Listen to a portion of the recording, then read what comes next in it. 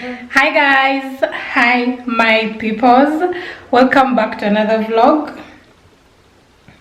It's the first time I'm using my camera, so if I'm looking at myself and not looking at the lens, you'll understand. So in today's video we are going to be doing Kampala tour part 2. I promised you guys a part 2, but this will be more detailed. It might end up being even long, and I divide into 2 parts to make part 2 and part 3. But I don't know, I'll decide on that. I'm going to be with a tour guide. So there are guys that provide, there are companies that provide walking tours for Kampala. They can also organize other tours to other places. But if you're in Kampala and you want to tour around, you want to know the major places you should see before you leave, there are guys that do that. So today, this video, I'm going to be collaborating with a company called City and Slum Walk. So let's just go and tour.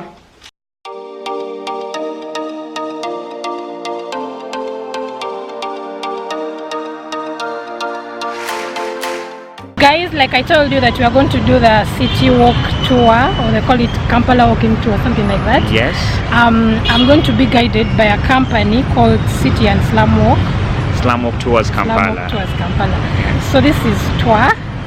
Yes. He's the founder, right? Yes, I'm the founder and the main guy. Yes. So he's going to be telling us what the company is all about, what it offers, what he charges to take you around, and what that money gets you. You're most welcome. Thank you.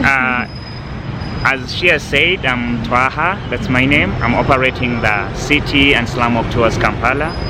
We're mainly selling the experience of Kampala City and also making you have a feel of being in the real environment of Kampala. So we do take you around the famous monuments in our city. We take you to most of the beautiful landmarks and historical places of Kampala City. We give you the opportunity to try our local food or our snacks. Let's say the grasshoppers, if you've never tried them. Let's say sugarcane, raw legs, which most people think of a watch. We also make sure that we show these people how to cross the roads of Kampala. You know, it's a bit chaotic, but we help them do that. And we charge $20 for foreigners. Or Foreigners, yes, for foreigners. And then for the locals, they can pay like $15, and that comes up with the experience which I've talked about, telling about the history, taking you through the different experience like food tasting, and also walking you through the crazy Kampala. Does it involve you helping them take photos? Yes, taking photos is an extra service. No question. Does the money involve the snacks, or do they buy their own snacks? I do buy you the snacks. That is out of my some extra services. That is nice, guys. The money involves snacks. So if you pay, you get to taste maybe grasshoppers, whatever snack he chooses that you taste. What other things I want to say? He has helped me cross the road so far. He's carrying my bag, which is so heavy. So I think we are going to be good. It's going to take about 2 hours, 2 to 3 hours. It's going to take about 2 to 3 hours, but just know it is going to be a super experience. Okay guys, let's start with the tour already. So you're giving us an introductory bit of the tour. Yes, of what is Kampala mainly. Okay. Okay, so mainly I would like to let you understand what Kampala stands for and how do we come to have Kampala. So Kampala initially was supposed to be a city of Uganda Kingdom. You know, in the original setup, we never had a country called Uganda. Yeah, we had Uganda is mainly after the independence, and that was 1962, 9th October. We started by Kabaka Mutesa selecting numerous hills, which are mainly rolling hills that make up Kampala, and he wanted to make Kampala a city of Uganda Kingdom. He therefore selected different rolling hills that were mainly a habitat of different species of wildlife. Particularly on one hill were the antelopes, which are mainly known as the impalas. And therefore the people would refer to that hill as Akasozi Kampala, the hill of impalas. And the people would always say Kasozi Kampala, Kasozi Kampala. And that hill is said to have been one of the major hunting grounds of Kabaka Mutesa I, And therefore, whenever we'd be going there, the people would say that Kabaka Genze Ukasozi Kampala. So the word is Kasozi Kampala to finally Kampala. Also the country was... I didn't know that, guys. I didn't know that. Yeah, also the country was colonized by the British. And when the British came, they camped on the hill of Impalas. Camp Impala, Camp Impala, Kampala. But remember, when you look at the word Camp Impala and you look at the word Kampala, these two are totally different in a way that Camp Impala is letter C and Kampala is letter K. How do we come to have the letter K from the word camp, which is C? Letter C is pronounced as cha in Uganda, and letter K is pronounced as ka. So when the British were saying we are camping, to the Baganda people they thought of letter K, which is ka. So they scrapped off the cha to put the K. Instead of making the word Champala, it turned into Kampala to make the real sounding word of the British, which was camping on the hill of Impala. So that is the history of how Kampala came to be called Kampala. That's how it came up with the name Kampala, from the word Camp Impala, or the hill of Impalas, or Akasozi Kampala. Yes. Wow. So now the Independence Monument is mainly established here by the colonial masters, which were the British. That was immediately as Uganda was planning to be independent. This monument was mainly designed by the senior sculptor, who was known as Gregory Maroba. It was unveiled by the first Prime Minister of Uganda, who was known as Apollo Milton Obote. This statue, when you look at it, it is explaining about how was Uganda before independence. The old man which we see behind is the Uganda that is under colonization, who was totally wrapped up with the bandages. Until when 9th October 1962, when a newborn country was freed from the bandages of colonization. So the little kid is the Uganda we are living in now, which is very happy, smiley, and we are now living in that country, which is happy, smiling, saying, I'm now free from the bandages of colonization. So this is the old Uganda that was under colonization, and carrying the newborn country free from the bandages of colonization. And we find this independence monument on all our paper notes, starting from 1,000, 2,000, 5,000, 10, 20, and 50,000 Uganda shillings. It's not on the coins? Not on the coins. Okay, mainly this monument is established when Uganda got independence, and Uganda got independence on the 9th of October 1962. That means on each and every 9th of October of every year, we are celebrating the independence of Uganda from the colonial masters who were the British. Okay, as I already told you that Uganda got independence on the 9th of October 1962, the British mainly decided to have our first president of Uganda, who was the king of Buganda Kingdom, and he was known as Sir Edward Mutesa II, and he became a king after the death of his father, and then he became a king that was later on before independence. So after independence, the British appointed him to be the first president of Uganda, and he led Uganda for only 3 years, from 1963 to 1966, though he had quite many names.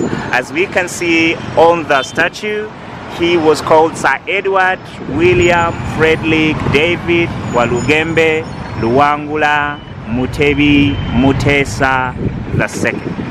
He was both the king of Buganda and at the same time the president of Uganda. So we are now seeing the black and white monument, and this is the first monument in Kampala. It is known as the World War Monument. It is mainly established in memory of the Ugandans who fought and died during the 2 world wars, fighting on behalf of the British. And we find this monument on our 5,000 Uganda shillings note. Most of our famous monuments, we have them on our paper notes as a way of recognizing them and maybe securing them for the future of the next generations. Guys, opposite the World War Monument is the city square, which I've always called the city square, and I told you in my first Kampala tour video that it's called a city square, but today I'm learning something new from Twa. He says the name was updated to Constitutional Square. Yes, so initially this place was known as the City Square, not until 1995 when Uganda amended its constitution and the place was renamed from City Square to Constitutional Square. It's a public garden and it's a symbol for national unity. Anyone can sit there? Anyone can sit here. Okay, so now we are at the first market in Uganda. It is called Naca market. It's more of a food and fresh stuff market. It's mainly selling a lot of fresh foods, spices. Also it has some building materials the other side across the road, but mainly the market is called Naca market. It is mainly established by the colonial masters, where the British established in 1895 at the King's Palace, but later on it was moved to Makerere Hill in 1905, and finally it was moved here on this area around 1914, but the official buildings here are established in 1927. So it is the Uganda's oldest market, and it's one of the places that you can come to buy some fresh fruits and fresh foods. And this is what we can see all the way here. guys, we're now at the Hindu temple. We found it closed, but we've managed to take the view of the outside, seen some birds and some things around.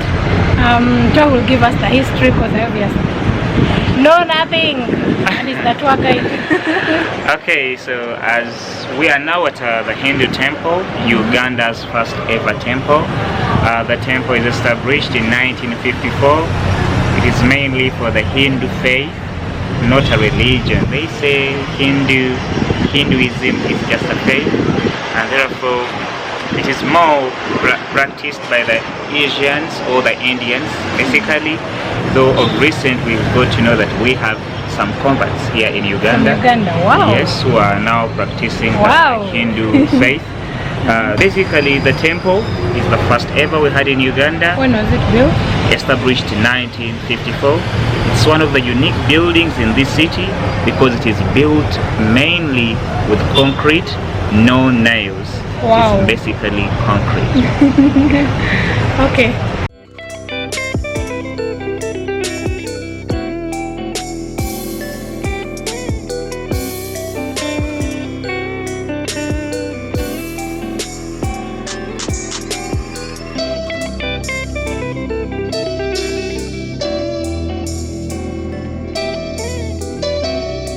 This is the taxi park. It is called the Old Taxi Park. The first ever public taxi park we've ever had in Uganda. It is mainly where people come to get the taxis or the public means of transport to the different parts of the country. Most of the times when you talk about a taxi, people will think about the one you just call, The cab. just like a cab or like an Uber. For us here, we don't have those called the cabs. We just call them the special hires. So what you people call the public mean is what we call a taxi. It is where 14 people sit in one van, going to different parts of the country. As you get to the place that you're going to, you easily tell the conductor, who is the operator, that on the next stage, and then he'll stop and then you go away. We see there are very many here, same color, but they are going to different places. The main way you can get to know that they're going to different places is when you take a look at the top of these taxis, where you can see the posters talking about the different names of the places that these taxis are going to. You shouldn't be cheated, because before you get into these taxis, you can easily read on the posters, whereby you even showed how much you're supposed to pay. So this is one of the most interesting area of Kampala, which we just call the organized chaos of Kampala, which we know as the taxi park. Guys, do you see that mosque? That's our next destination after here. I've actually never been there, So I'm excited to see the view of Kampala from there. Guys, we're going to try some roadside snacks. We call these daddies, right? Yeah. I don't know. Kenyans call it what? I don't know. I've forgotten, but in Uganda we call them daddies.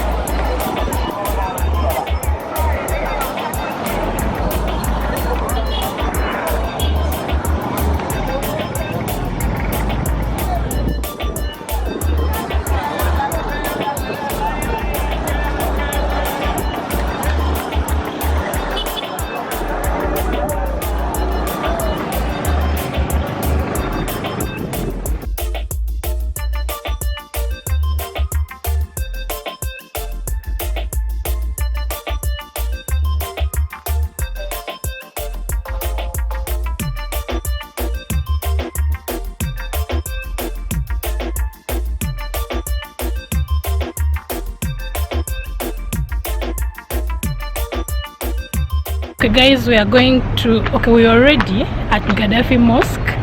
I've been dressed up. Okay, I carried my own scarf and lesu, but if you don't carry, you pay 10,000 at the entrance. Is that for Ugandans? Yeah, for Ugandans. And then Foreigners, for how much? the non-Ugandans, 15,000. Okay. And then that comes up with a scarf. Okay, so if you don't have a scarf and a lesu to dress up, they'll give you after you pay entrance fee.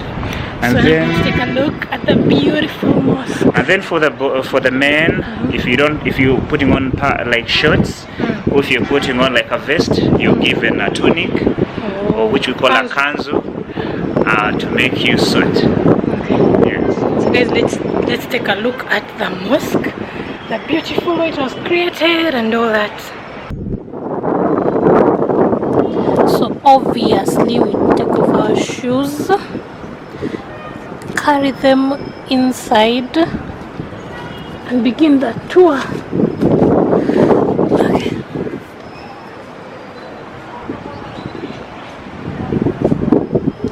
So we put our shoes here. Okay. And then later on you can walk in. You mind the step? It looks so beautiful. Wow. Oh, look at the door. Guys, do you see that detail on the door? Wow. So guys, I was lying down here to take a photo of this. Isn't it so beautiful? Okay. Photographers suffer. Let's now look into the history. Okay, so The lighting, okay?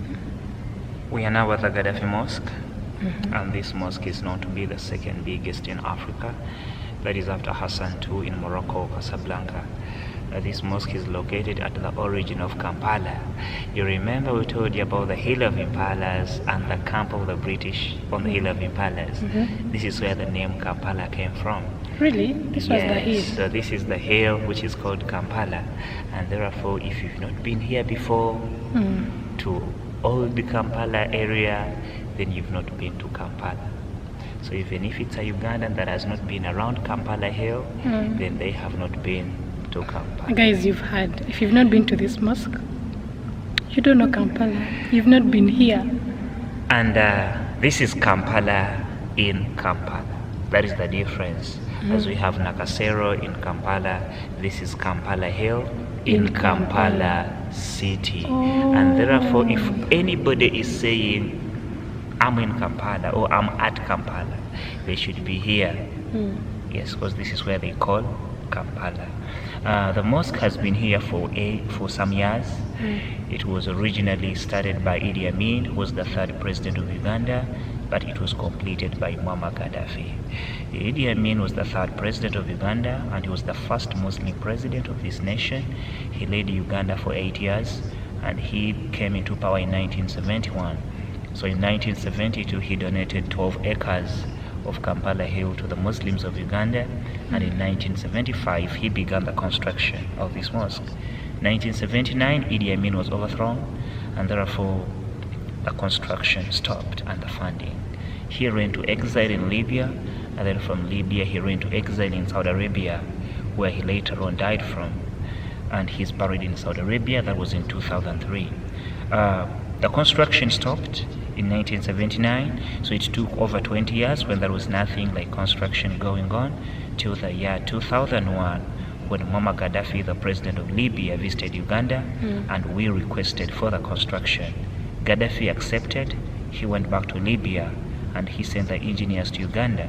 The engineers came from Libya to Uganda. They carried out research about the mosque of Idi Amin, but it was already weak, as the only solution was to put everything down and start afresh from scratch in 2003. So the construction of this mosque was 2003 to 2006, and officially the mosque was opened in 2008, naming it Gaddafi Mosque. Why did they take 2 years to open? As we can see, the carvings and also the completion of everything, it was to be done in 2 years. The decor, kind of like the carvings, which we see, all those are detailed, and they're not paintings. They are all hand carved, as we'll see later on when we make it to the ladies section. Okay, so this is the main section? This is the main section, yes. Okay. The mosque accommodates 35,000 people. Wow. And that is here for men, the other side for the ladies upstairs. There is the outside part. There is the lower mosque, which we use for the daily 5 prayers, plus the entire parking space. Does it get full on days like Eid? Yes, on Eid it is always full. Packed beyond 35,000? Over. Wow. As it can take you like 3 hours to go out of this place. And as long as you don't make it here like 4 hours before prayers, you may not be able to pray from the inside part.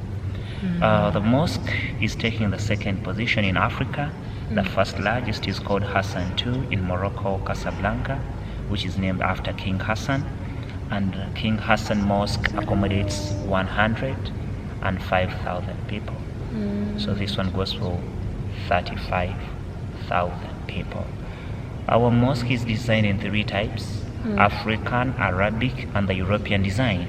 We have the wood, which is from Congo. It is the African design.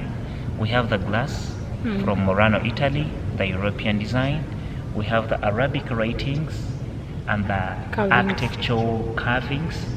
These are done by the engineers from Morocco. We have these chandeliers, which are made in Egypt. And finally is our carpet, which is made in Libya. Read, your Lord is the most generous. Who taught by means of a pen. Who taught man what man did know. That was the revelation of the Quran. It says, read in the name of the Lord who created. He created man from a clot of blood. Read, your Lord is the most generous. He taught by means of a pen. He taught man what man did know.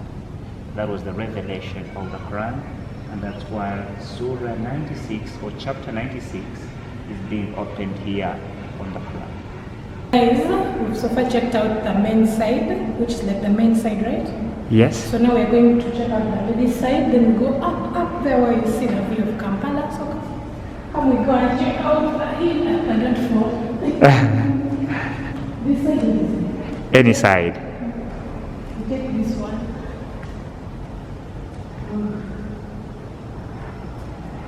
I'm going to see the view. That's what I'm excited about.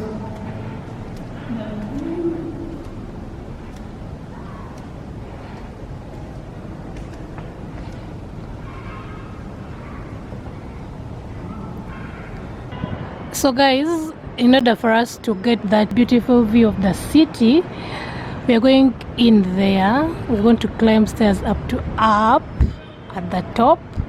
So pray for me. I hope I make it. That's where we are going now.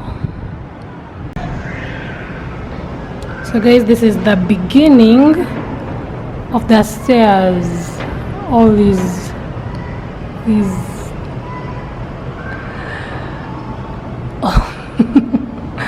oh good, we have to go up to up there. Do you see? Up to up there.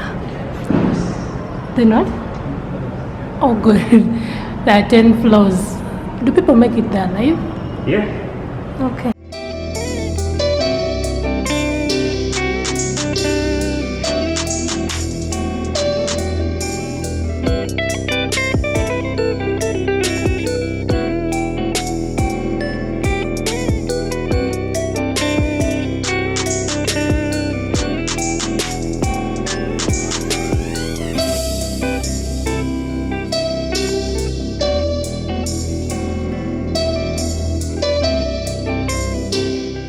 Guys, I finally made it. I think I'm even sweating. It looks like I'm sweating. Oh, I finally made it. How do I press it? Yes. Wow. Guys. Oh my god. Can someone stay here for long? Can I stay here for like hours? No, really. Wow. It can be like an hour. Wow. Wow. What? And you can see how far we've been. Oh god. There's the whole of Kampala you can see from here. Kampala and beyond, right? Yeah.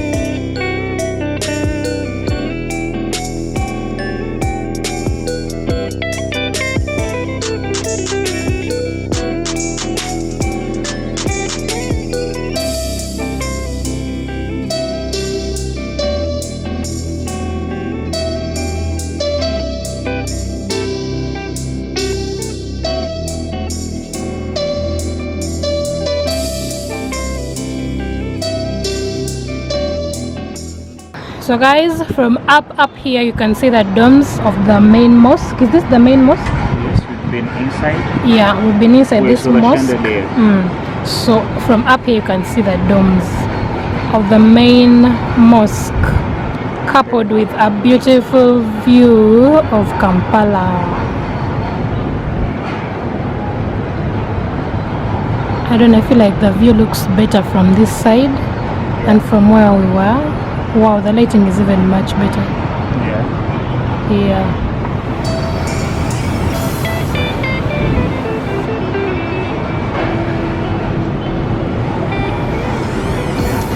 So guys, we've come to the end of this tour, Kampala city tour. What do you get for this money? You're going to taste snacks. That's if you're so nice, you'll find grasshoppers or Rolex or daddies or Ginas, whatever you choose. Then you get a good experience to the mosque. You get to see the temple, the mosque, the taxi park, the markets, basically a lot. So if you've not been, even if you're Ugandan and you feel like you know Kampala so well, I feel like you need to tour, especially come to Gaddafi Mosque and get the entire view of the mosque. I'll leave his contact in my description box. I'll put a link to the Instagram page. I'll put both his personal page and the page of the company so that you reach him, get in touch with him and get a tour of the city. And what else? I feel like I've said it all. Do you have any last words? I'll say thank you for following us straight away from the beginning to the end of the tour. Hope at least from the tour you learned something, and we hope to meet you soon. Invite them to come and... I would like to invite you to come and have the experience of Kampala with me, your guide, Twaha. Mainly, you go back saying, I thought I knew, but now exactly, I know. I've learned a lot of things that I didn't even know that I know. No, I didn't know that I didn't know. Like, Okay guys, thank you so much for hanging out with me. I hope this has been educative. I was so excited to do this. I thank God I've done it. Thank you so much, Tom, for bringing me around. You're welcome. Don't forget to subscribe. Please like, give this video a thumbs up, share it to people that will need it. Like, comment, ask a question, and don't forget to subscribe. I'll see you in another vlog. Bye bye.